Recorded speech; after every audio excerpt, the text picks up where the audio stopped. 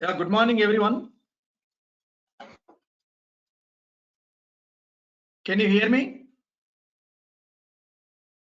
Good morning. Yes, I am able to hear you. Yes, good morning.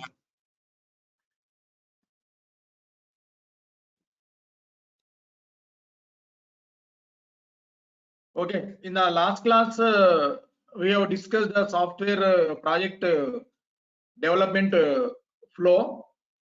Okay, and how the project will go from one stage to other stage, how we can automate that, and what is the difference between generic DevOps and Azure DevOps, and application DevOps and infra DevOps. So these many things we have discussed in the last session. Okay, as a continuation to that, today we are going to speak about some fundamental aspects of Azure Cloud Admin, because these are the very essential topics before we start Azure DevOps, okay, sessions. So today we are going to discuss some fundamentals like what is public cloud, what is private cloud, okay, what are the different types of services that are available in Azure Admin, how to create a Azure account. So these many things we are going to discuss today. So first 2 or 3 days completely we are focused on, okay, basic things, okay, like how to create virtual machines of Linux and Windows, how to create app services, how to deploy the service. These many things are very much essentials. Okay, before we start our DevOps, Azure DevOps. Now, so many of you are asking to practice to learn Azure DevOps, whether we need to have Azure account or not. Choice is yours. Without having Azure account also, you can practice, because Azure DevOps will be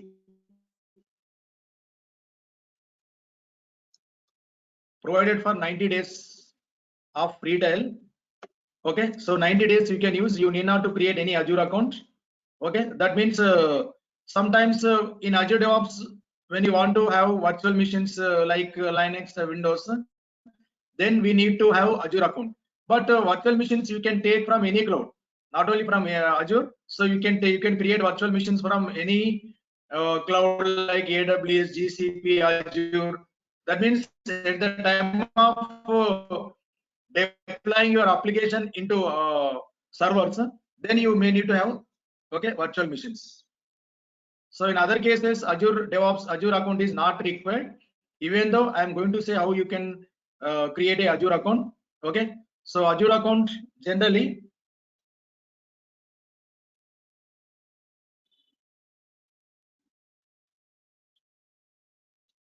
to create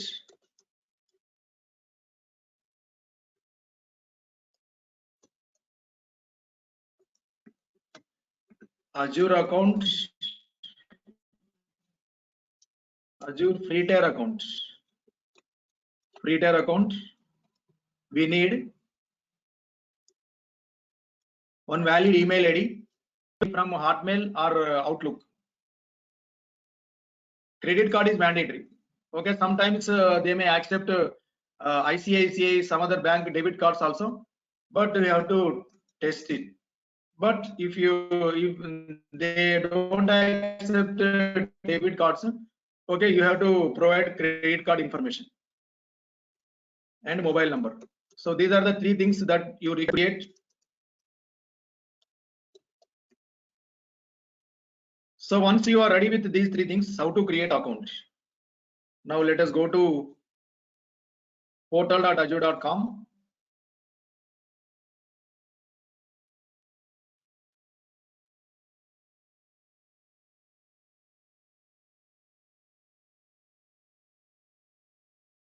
To create Azure account, refer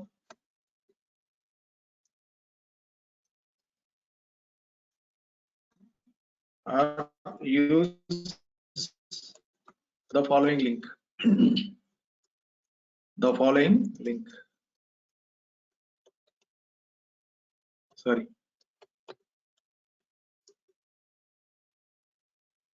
portal.azure.com.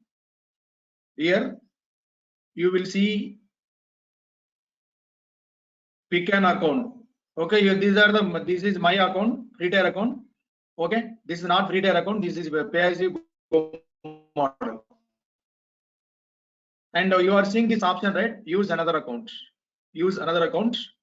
Here you have to choose create one. Okay, so no account, create one. Okay, here you are going to ask some credentials. Okay, so you have to provide something like your credit card information, phone number, email ID. Okay, I don't create because already I'm having account, because this link you have to follow. And once your account is activated, once everything is okay, immediately $200 will be credited in your account. $200 will be credited. So you can use this $200, okay, for using virtual machines, okay, load balancers, networking. You can do anything. So if you are not using this $200 within first month, what happens? The second month these are expired. From second month onwards, your plan is changed to pay as you go. That means in pay as you go also you have some free services like V1S virtual machine is free for 750 hours in a month. Okay, so this pay as you go model will be there for second month to 12th month. So after completion of 12th month, your subscription will be changed to other thing. So within first month you can use any kind of huge machines. There is no problem, because completely your bill will be paid from this $200. Okay, this is a way how you can create your Azure account. Now, once you create Azure account, so we have to know few fundamental aspects of Azure cloud. Majorly, if you take any cloud platform, that can be AWS, that can be Azure, that can be GCP, majorly we are going to have two roles. So these are also called as job roles. Okay, architect role is there and admin role is there. Two roles are there. Here, what is the difference between architect role and admin role? So architect, you can also call him as a designer. Designer means who is a designer? Suppose I have one e-commerce application running in my office. I want to move this infrastructure to Azure cloud platform. Okay, immediately I am going to approach architect. Architect is going to give complete idea. Okay, like how many servers are required, what is the storage option, how many hard disks are required, how much monthly cost you have to pay, what is your licensing model. So that kind of idea is completely given by architect. So to eligible for architect role, okay, you must know each and every service of Azure. You must know, okay, each and every service like storage service, compute service, networking service, load balancer, everything you have to know. Okay, if you want to be eligible for architect role. So once the idea is given by architect, the idea is given to admin. So admin is the person who is going to implement the model given by design given by architect role. That means suppose in the design part, okay, architect tells that 10 servers with Tomcat must be installed.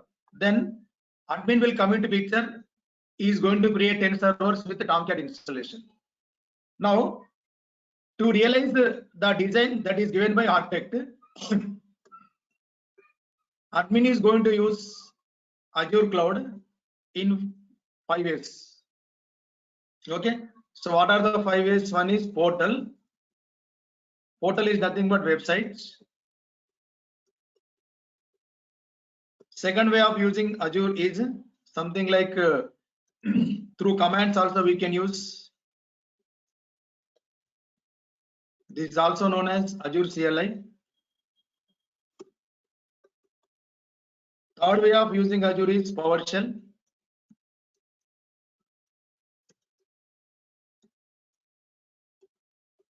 Fourth way of using Azure cloud is ARM templates. ARM stands for Azure Resource Manager.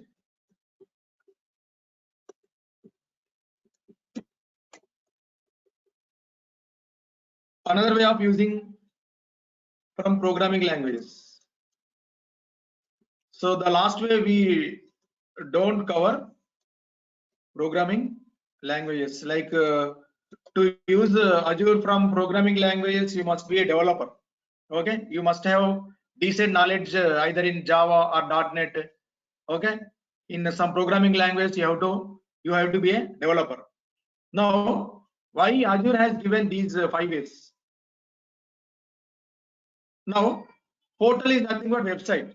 So here one UI is provided to you. Using that UI user interface, we are going to create all the services like virtual machines, load balancers, networking. Everything is completely drag and drop, user friendly. But the drawback of this one is completely it is manual. Whatever activities we are doing from portal cannot be automated. Cannot be automated. So suppose there is a situation like this. Morning at 5 a.m. IST, I want to start Chrome browser. Or otherwise, a simple example, 5 a.m. IST, we have to start the virtual machine, start a VM. And 5 p.m. IST, I want to stop a virtual machine. Now this is my routine task. So for this, if I don't know second, third, fourth, fifth ways, if I know only portal, so manually every day I have to log in into portal and I have to manually create virtual machine. And 5 p.m. once again I have to log in into portal. Okay, I have to manually stop the virtual machine. That is my routine activity that cannot be automated. But if you write some commands from this, either from commands or PowerShell, these commands can be automated. Let us say, suppose I want to create a virtual machine. So how you can write a command? You can write a command like this: aj vm start, aj start vm, or aj stop vm. So yeah, these are the two simple commands, okay, which we can run, okay, in an automated fashion. In an automated fashion. Now, once you are writing the commands, these commands can be executed from other scheduling tools like Jenkins or Azure DevOps. Okay, from any other kind of scheduling tools. Okay, so we can run these commands. So almost PowerShell commands, PowerShell and Azure CLI both are same. Okay, but PowerShell is having some extra features. So what are the extra features in the regular sessions we are going to discuss? Now, what is meant by ARM templates? So in ARM template, just we are going to write some scripting, basic kind of scripting like HTML, DHTML kind of scriptings. Okay, so we are going to use. Okay, means it is not a complex kind of scripting. It is very easy scripting. So in a easy scripting, so we are going to write ARM templates. So once the script is written, I can reuse the script for many environments. So today in the morning, okay, I have been asked for creating 50 servers for dev environment. And tomorrow in the morning, same requirement. Okay, I may 50 servers for QA. Only few things are same, few things are different from environment to other environment. Now, if I write script for one environment, the same script I can execute from QA environment also. That means once the script is written, it can be reused. Okay, so it can be reused.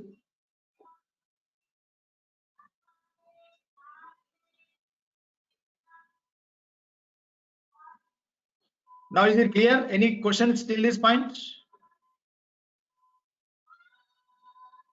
Because these are the 4 ways of using Azure Cloud. Okay, so first way of using Azure Cloud is portal. Second way of using Azure cloud is through commands or Azure CLI. Or third way of using Azure cloud is PowerShell or ARM templates. And for the last way, okay, for this you have to know programming language like .NET. You must be genius in .NET or Java or Python. Then only you can use Azure cloud from your programming languages. Okay, these are the 5 ways of using Azure cloud. Now,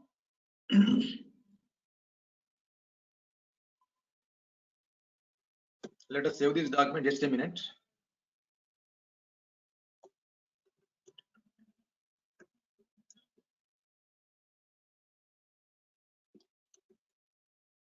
Right. So these are the 5 different ways of using Azure. So after this, we have to know something about service models. So service model is going to describe what is our participation in establishing a architecture. Suppose I want to deploy one e-commerce application in cloud platform. Okay, so in that scenario, we need to have many servers, right? We need to have load balancers, front-end servers, back-end servers, middleware servers, hardware, software, runtime, database servers. Many components are required. In that scenario, service model is going to describe, okay, what is your participation? Whether you can provide complete components, but if you provide a few components, others will provide some other rest of the components. Now, based on our participation, service models are divided into, okay, 3 categories. What are the 3 categories? One is IaaS. This is nothing but infrastructure as a service. Second category of service is PaaS. This is platform as a service. Third category of the service model is SaaS, software as a service. Now to better understand this, let me open a website.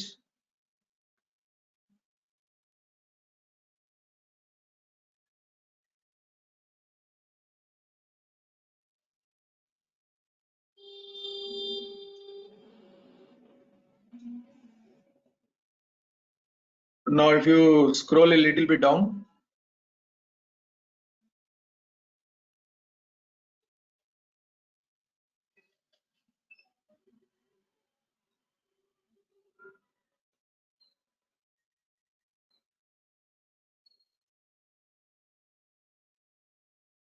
so let us open this in a new tab.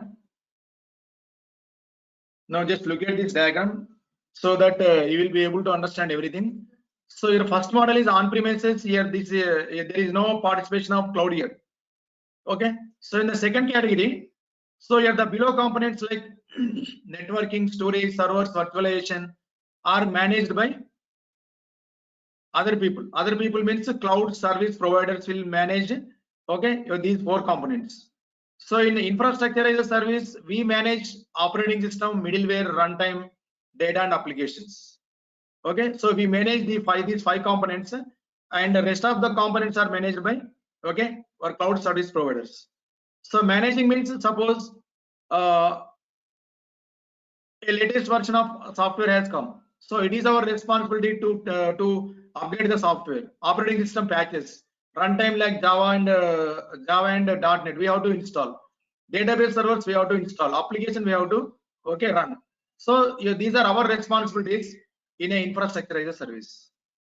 But whereas in a platform as a service, most of the things are managed by cloud service providers like networking, storage, servers, virtualization, operating system, middleware, runtime. All these components are managed by cloud service providers. Just we manage data and applications. Okay, but whereas in software as a service, entire components, okay, all components starting from networking to applications, okay, so our cloud providers will provide. Cloud service providers means they can be anything like Azure, AWS, GCP. Okay, these are the cloud service providers.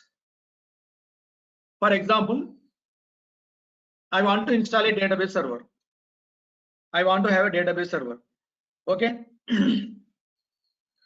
To install a database server directly, I can avail a service from cloud. Okay, that comes under platform as a service.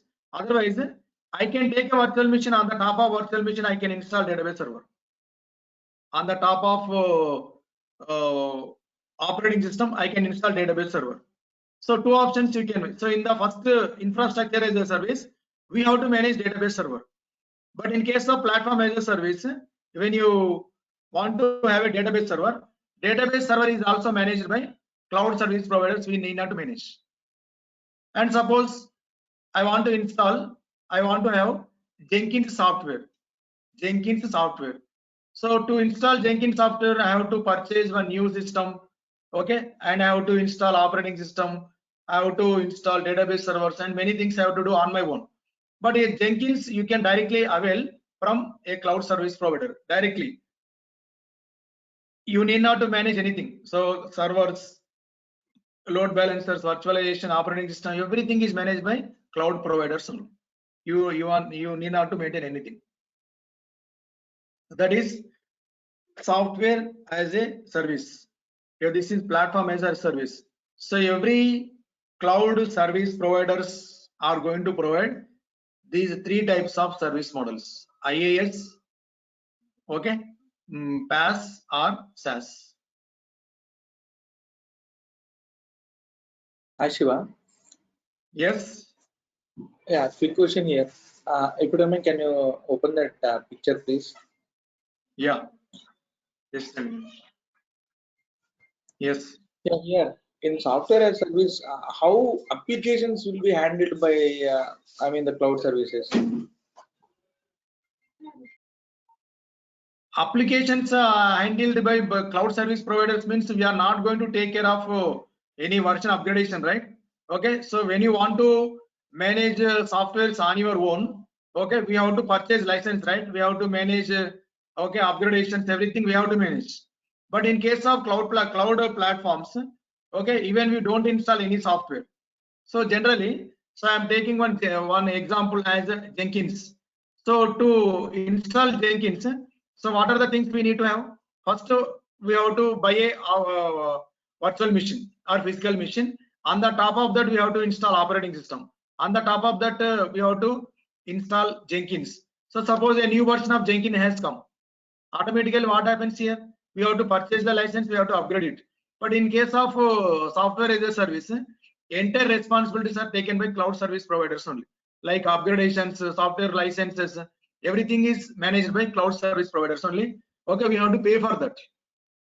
Here the cost of software as a service is more than the cost of software platform as a service.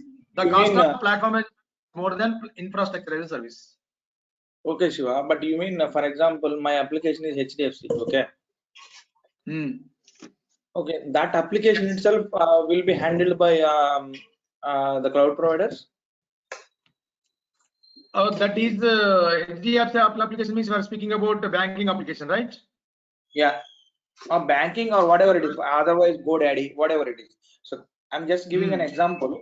My that is also one of the application, right? I am asking that Yeah, that is application. also one of the application. So that application will be handled by cloud providers. That is what you're trying to say?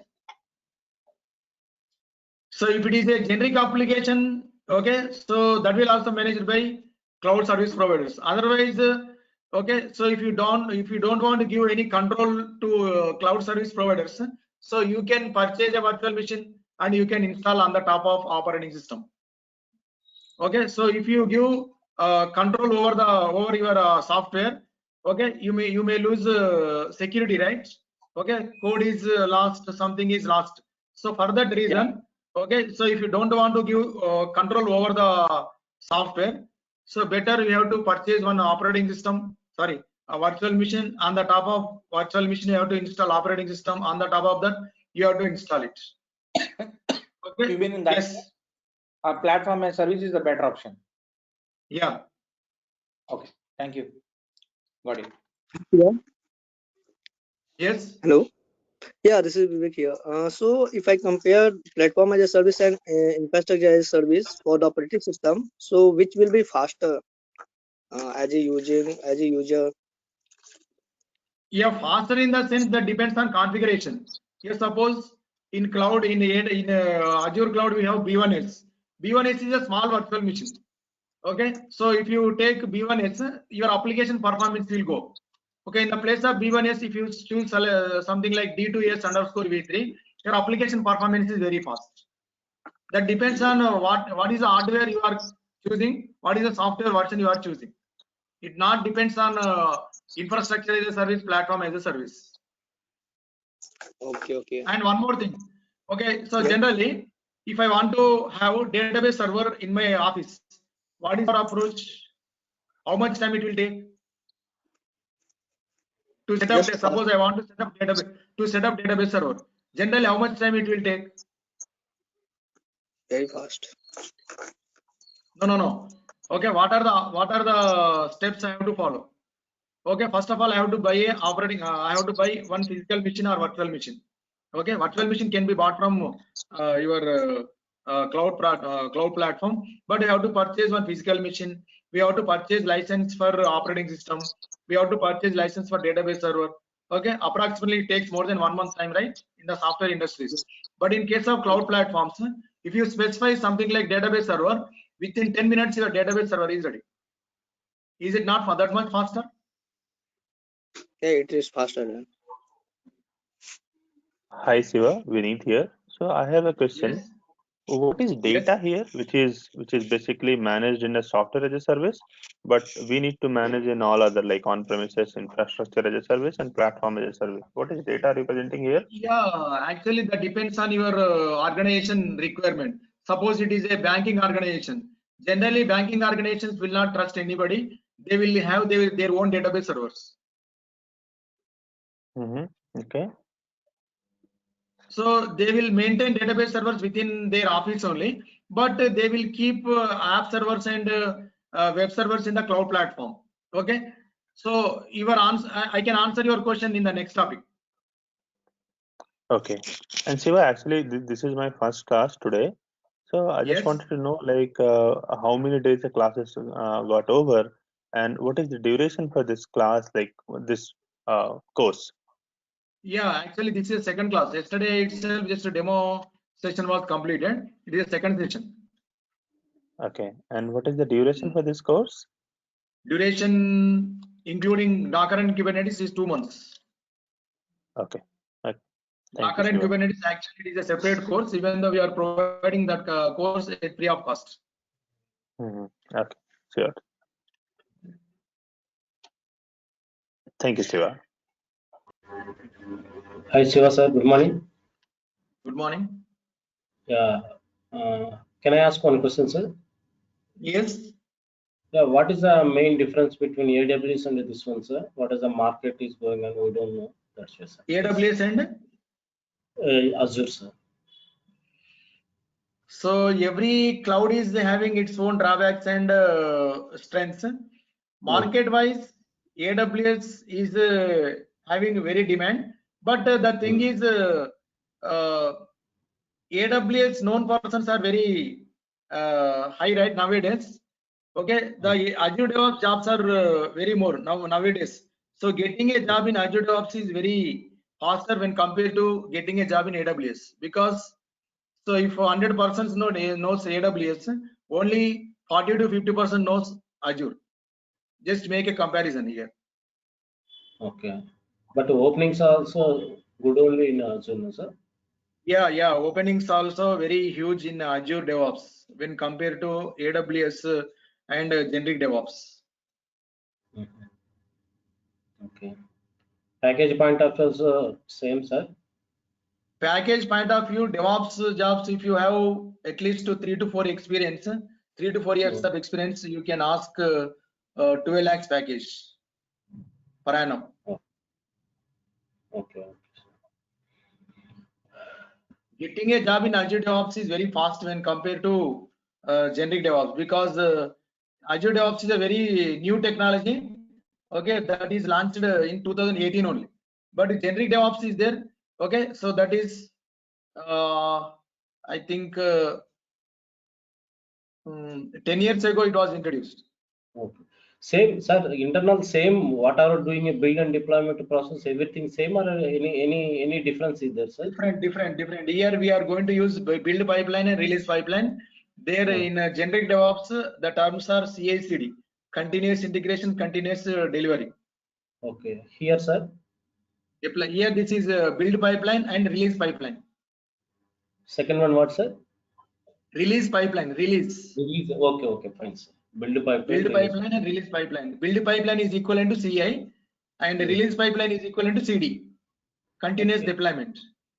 Okay. Sir, after Go sorry through last for class video. In the last class recording, I have explained everything.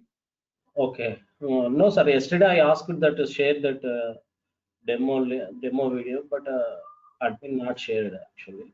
That's why I'm asking. Okay, sir. Yeah, did you give your mail ID? Yeah.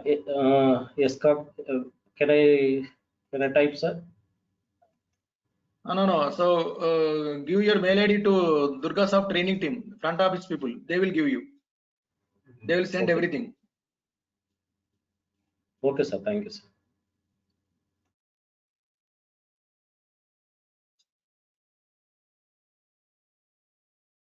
And there is another important discussion we have to know, that is nothing but types of clouds.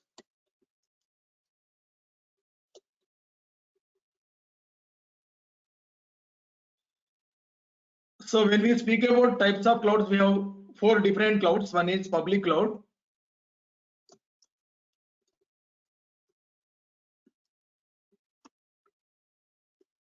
private clouds,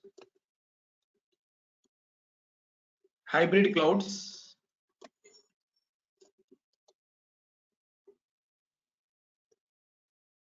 and multi-tenant clouds. What is the difference between each and everything? We are going to discuss in a detailed fashion. So all these clouds like AWS, GCP, Azure, okay, Oracle clouds, okay, these clouds comes under public clouds, because for the sake of public, they will provide virtual machines, networking, load balancers on rental basis. Okay, so because of that reason, these clouds are called as public clouds. Azure, Oracle, GCP, these clouds are public clouds. Now, what is meant by private clouds? Generally, if you speak about banking organization, so generally no banking organization will keep their servers in the public clouds, because they have their customer information confidence. They wanted to keep customers information confidentially. So they will have something like customer number, okay, transaction details. They don't want to disclose all this information in public clouds. So because of that reason, they will launch their own clouds. Okay, they will have their own data centers. Okay, so within their data centers, they will launch their DB servers. So they will not allow anybody to use these servers. And here, what is meant by hybrid clouds? Hybrid cloud means it is a combination of 2 things. Okay, let us go with the diagram.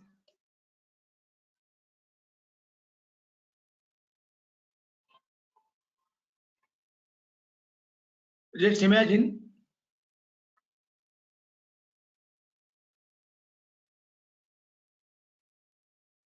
this is my office environment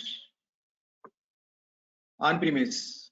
Here I launch database server. This is completely restricted area on premise.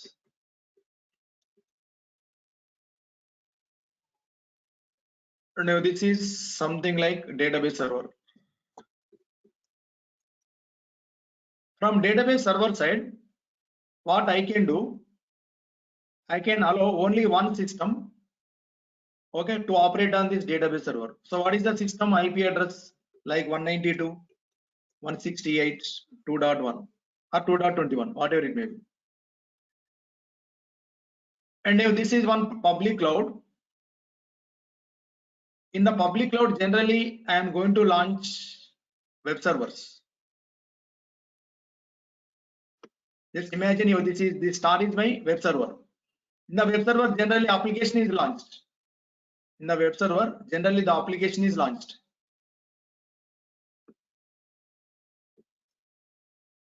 Now just imagine the IP address of this web server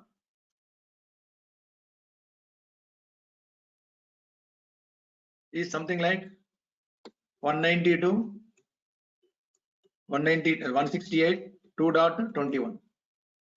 Only this web server will be able to access this database server. For my end users, this is just imagine this is my end user. Okay, end user browser. End user means customer. Okay, my customer will be able to access this application. But when my customer wanted to access some details, okay, my web server is going to ask DB server, okay, to give the information.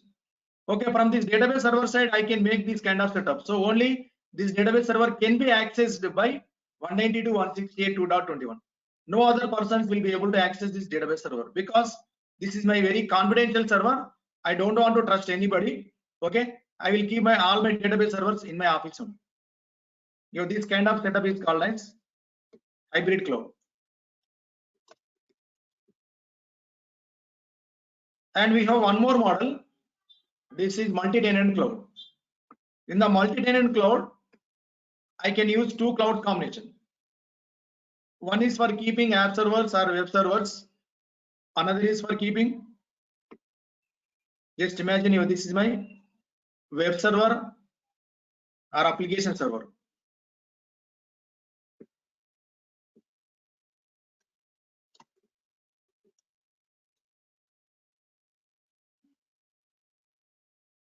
This is my database server. My web server is going to communicate with the database server.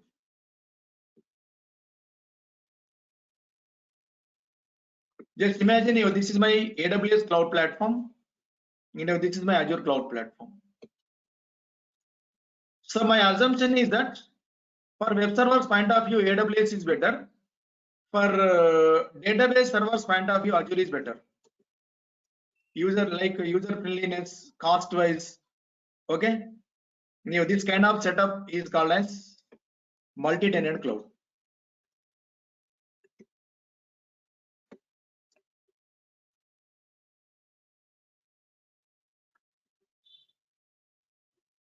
So generally, this kind of setup is done by banking organizations. In the banking sectors, they will have confidential data, right? Okay, since they are having confidential data, they will not keep database servers in public clouds. They will keep database servers within their office only, and those can be operated by the web servers that are deployed in public clouds. This can be any public cloud, AWS or Azure or GCP or Oracle Cloud, whatever it may be.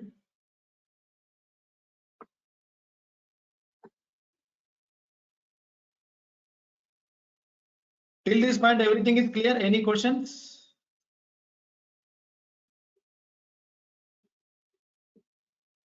Sir, so for the combination of this multi-tenant, it is of nature of private, or it is a nature of mixture of kind of a hybrid, or it is a public? Just I will come to your point. Just a minute. This one in the multi-tenant. Yeah, multi-tenant, yes. Yes, in the multi-tenant, nothing is private. Everything is public only. Okay, but even though it is public cloud, your data will be safe. Okay, so Azure or AWS people are going to make one agreement with you. So if at any cost they lose, if you lose the data, if they disclose the data, they will pay for you. You can file a case against them. So that kind of guarantee-ness they are going to give. Okay, but these two are public clouds only, not private clouds. So it means there can be a multiple company who are going to use this kind of combination. Like multiple clients will be using this kind of Not multiple combination in a combinations. public. Okay, yeah, suppose I am running a what I can say. So I have a net banking application or insurance application. So for any application, generally I have two types of servers, right? Application server is there and database server is there. Generally, application server or web server is going to have code. The code developed in Java language or .NET language, whatever it may be. Application is developed. Application is deployed in web server. Your application is running actually.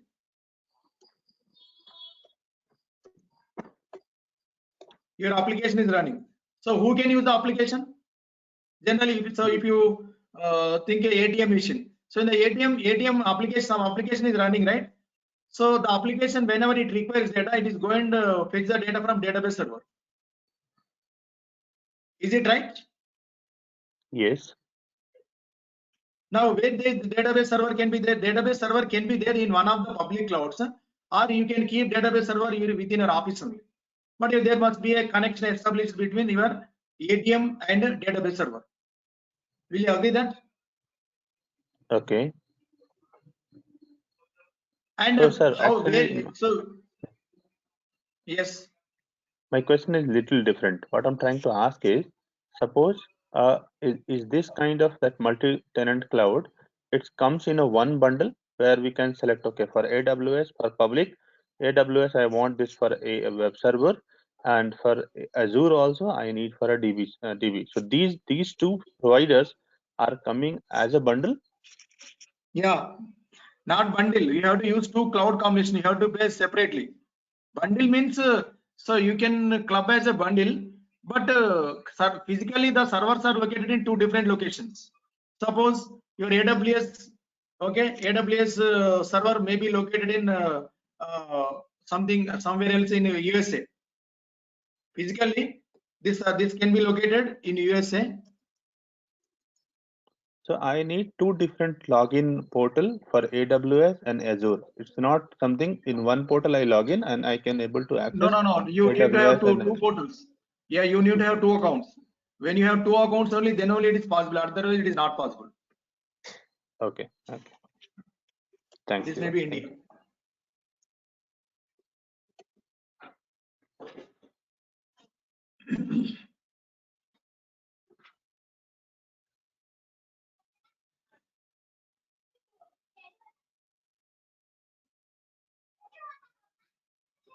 Now, these are the four different cloud platforms.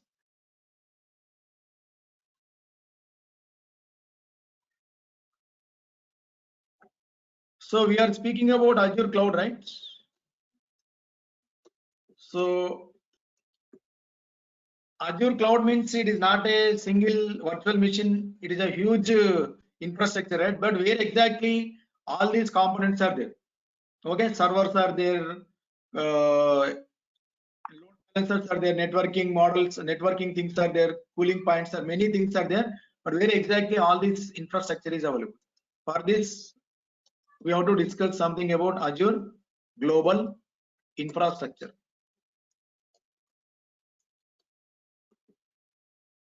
So in the Azure global infrastructure, we have something like regions and availability zones. So how we can define regions and availability zones? So a region is nothing but it is a geographical area. Okay, it is a geographical area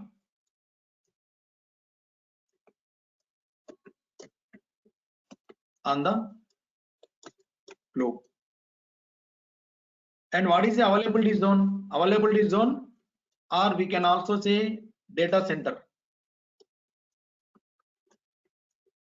Data center. Okay, so it is a part or it is a physical location that is available in a region. Okay, so if you think of a data center diagram,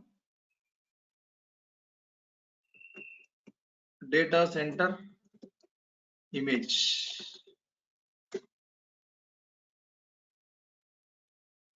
So yeah, these are the data centers.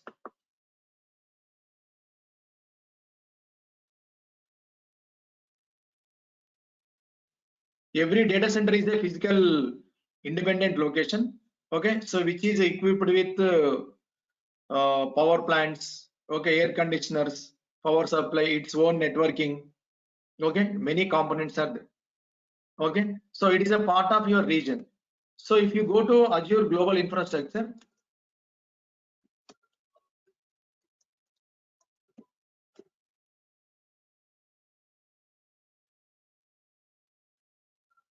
this might not be there. Sometimes this might be removing. You will see it was removed.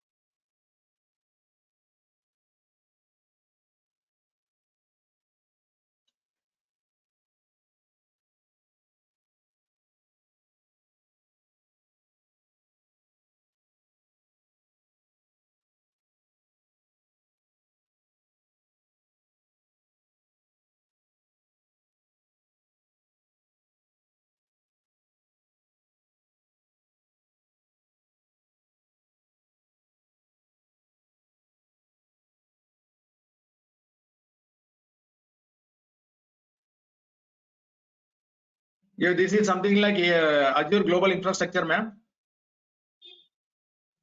It is not still okay. You are seeing some circles here. Circles are nothing but regions. Some blue color circles are there. Some yellow color circles are there. Okay, so each circle represents one region. A region is nothing but it is a geographical area on the globe. Okay, so these regions will have availability zone. Okay, so what is the significance of availability zone within a region? Okay, let us come to a conclusion. So let us explain. Let us see this with the example.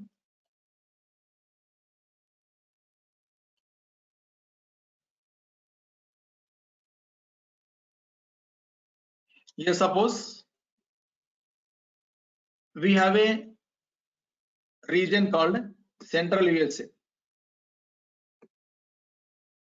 So just imagine Central USA is having 3 availability zones. Okay, just for our awareness, just I am giving only 2 data centers or availability zones.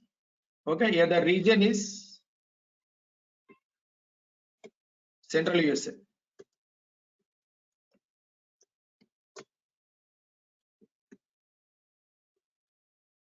And here these are 2 different availability zones. Let us call them as AJ1 and AJ2.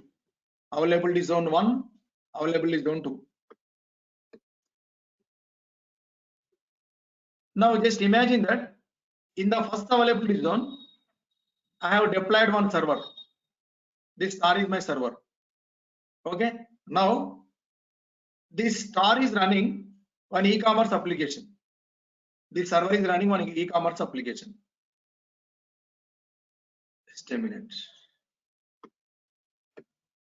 E-commerce application, it is something like Amazon or Flipkart, whatever it may be. My end user, this is my end user browser. He is using this application from his local laptop. And at the time of deploying, okay, you have created 2 replicas here. One replica is there in AJ1. Second replica of e-commerce application is also running in AJ2. So both are synchronized. Both are in sync position. Both are in sync. Okay. So just imagine all of a sudden my availability zone has failure.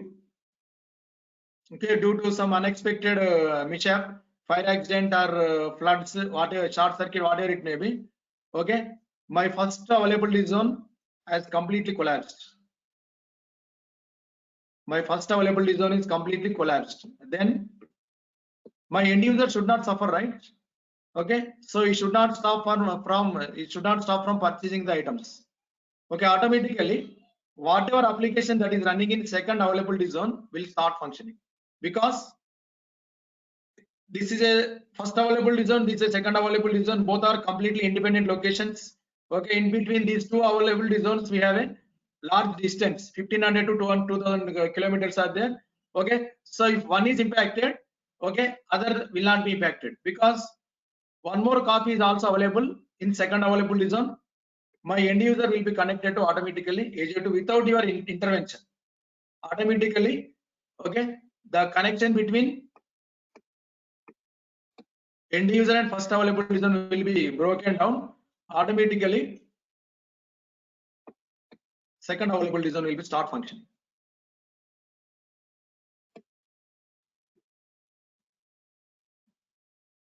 This will start functioning.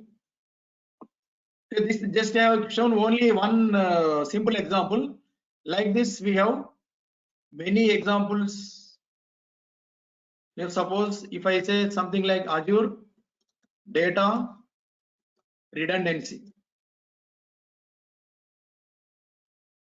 So while keeping data, Azure is going to give options to you. Okay, so what are the options you have to select? So if I select LRS, LRS means locally redundant storage. So when I select the locally redundant storage, what happens? Your data will be available. Your data will be spanned across 3 copies: copy 1, copy 2, copy 3. Suppose this availability zone impacted, there is no chance of getting data, right? For that, what Azure says means, rather than selecting LRS, you go with zone redundant storage. So in the zone redundant storage, what happens here? Your data will be spanned across 3 availability zones. Look at this. Here copy 1 is there, copy 2 is there, copy 3 is there. So suppose first availability zone has completely impacted. Second availability zone is there, third availability zone is there. Okay. So if copy 1 goes, copy 2, copy 3 is there. Okay. Because each and every availability zone is a physical independent location.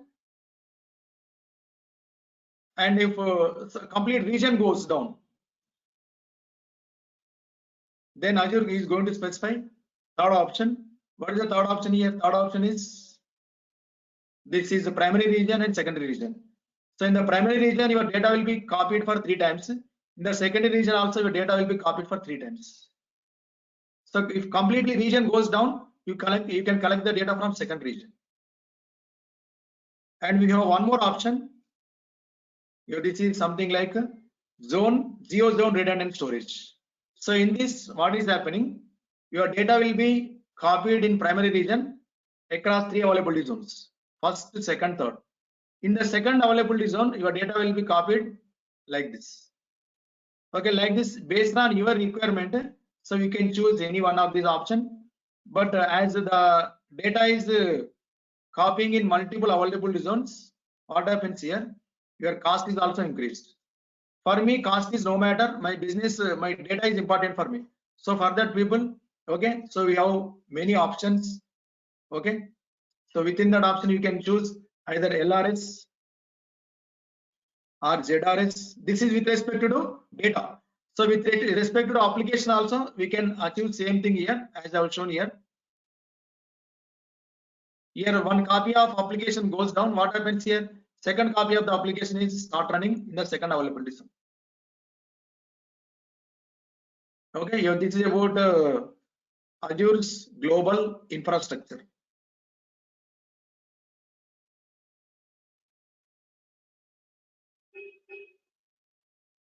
Now this is today's session. Tomorrow we are going to see how to create virtual machines. Okay, because as a part of release and build pipelines, we need to create virtual machines. So if I directly start Azure DevOps, okay, you cannot see, you cannot know anything. That is why, okay, before I am going to start Azure DevOps session, Okay, it is better to have the knowledge on how to create virtual machines and load balancers. Many things I have to discuss. After that only we are going to start Azure DevOps. Now, if you have any questions, you can ask me. Shiva, what is your agenda? Like, how long is this course, and what are the topics are we going to cover? You are asking in Docker and Kubernetes or Azure DevOps? No, I mean, I can see Azure DevOps in the bracket. I can see free Docker and Kubernetes. Yes, yes. Okay, so I mean, including everything. for course contents, so if you approach training team, they will give you course contents also. Okay. How about duration? Duration 2 months. Timing is Docker and 10 o'clock. Kubernetes. Daily 10 o'clock. Docker and Kubernetes. Yeah, at 10 o'clock. Docker and Kubernetes 4 weeks, and Azure DevOps is 4 weeks. 4 plus 4, 8 weeks. Okay. Okay. Thank you. Yeah, Shiva. Yes. Yesterday you said that Docker and Kubernetes batch will start someday after, and that will be in separate batch, not in this time. So Yeah, can I this time. assume that? No. Can I assume that the course will? Go on. Docker and Actually, Kubernetes, we don't teach in these timings. Okay, there are 2 separate batches are there. 6:45 one batch and 6:30 another batch is there. In that timings only we are going to teach Docker and Kubernetes. This 10 a.m. especially for Azure DevOps. Parallelly, we have to attend 2 sessions. Okay, so can I assume that the course will end after 1 month only? Because Yes, 4 months yes. here and 4 months there. Yes. Okay. Thanks, Shiva. So Shiva, Shiva, that's is it morning 6:30 or 6:30 or 6:45? Yeah, the same question I have. It's a morning or evening? 6:30 evening, 6:45 morning. That is for Docker and Kubernetes. Azure DevOps timings will not be changed. For Azure DevOps, this is the time, 10 a.m. to 11 a.m. those batches already started or like yet to No, start? not yet started. Okay. So once you complete all the formalities only, okay, then we will start Docker and Kubernetes batches. Okay, Okay, Shiva. So thank you. can it be 6, because 6:30 it will take 1 hour, so it will be 6:30 to 7:30. Yeah. And there is a 6 level I have. 7:30 1 hour. Can it be from 6 to 7 in the evening? 6 to 7. Yes, Shiva. Otherwise, you can come in morning hours, right? 6:45. I have another batch from Sri Mansa that he is taking Okay. from 6:45 in the morning. Mhm. So 6 to 7 will be good for me. Okay, we will see. Okay, sure. Thank you, Shiva. Otherwise, 8 to 9, is it okay for you? And yeah, that will also fine. 8 to 9. Evening Yes. 8 to 9. Yeah.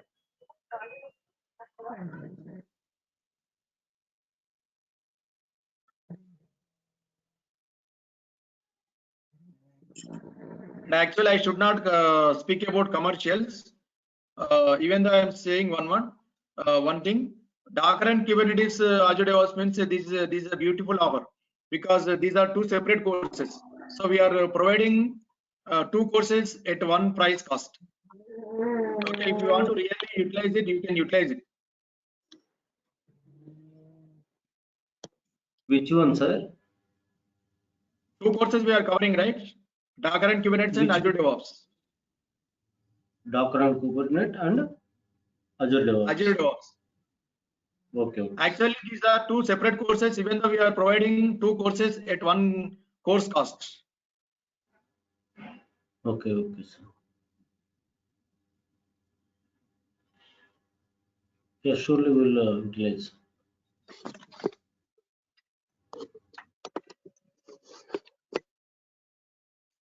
So if any questions are there, you can ask me. Otherwise, I will stop it for today. I hope everybody by tomorrow you are going to create your Azure accounts. Hello, sir. After the course, any projects available? Actually, for a DevOps engineer, no projects will be there. You have to work on assignments. Okay, so you have to work for multiple assignments only. Okay, for no DevOps engineers, they will be working on projects. Frankly speaking, that one. For developers like Java developers, .NET developers, projects are there. For DevOps engineers, no projects are there. No projects will be there. You have to work on assignments, not on projects.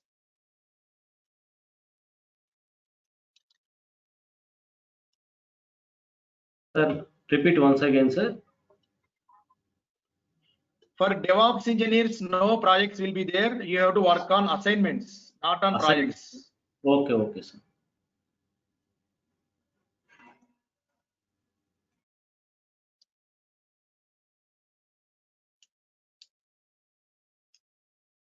For developers like Java, .NET, Python developers, real-time projects will be there. But DevOps engineers, no projects will be there. Projects will not be there. You have to work on assignments.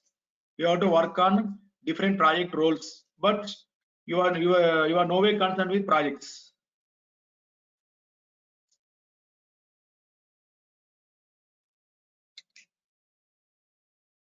So if no questions are there, I will stop it for today.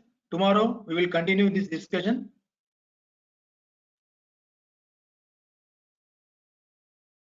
Shall we stop the session?